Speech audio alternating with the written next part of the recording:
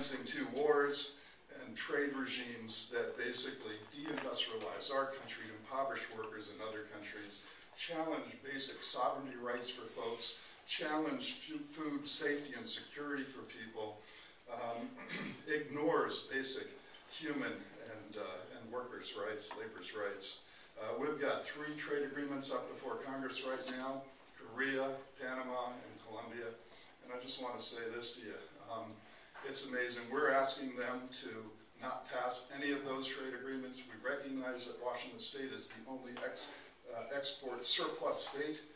But when you've got trade agreements like Colombia, for example, where it is a practice to kill both labor and civil rights leaders, and when our government officials say, well, things are getting better. Last year, they only killed 22 trade union leaders, okay?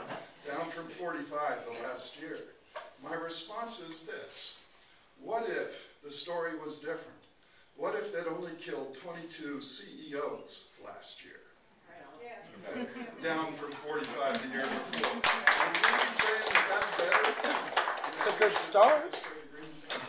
So, I mean, all we're looking for are fundamental labor rights built into the Declaration of Human Rights and basic environmental protections, where a company like Pacific Rim can't say to the government of El Salvador, we're suing you for X hundreds of millions of dollars because you won't permit us to mine for gold and poison your water at the same time. I mean, this has gotten crazy.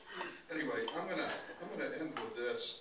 You know, it seems clear to us in the labor movement that our political leaders have lost their moral compass for the most part. We've got to help them swing that needle back in the right direction.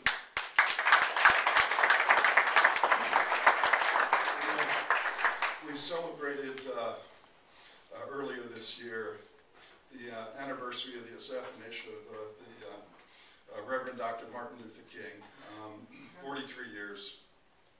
And, you know, I just read a book by Michael Honey, All Labor Has Dignity, and it's a series of speeches that Martin Luther King had given to unions over the previous decade. And it's a terrific book, and what you can see in those speeches is an evolution of his thinking that we need to move beyond the civil rights movement to creating a people's movement, that labor by itself is not strong enough, the community alone is not strong enough, but together, you know, we can call the question on power, right? Unfortunately, he was laid low early by an assassin's bullet as he was working with the sanitation workers in Memphis, workers who worked full-time and yet lived in abject poverty. There was a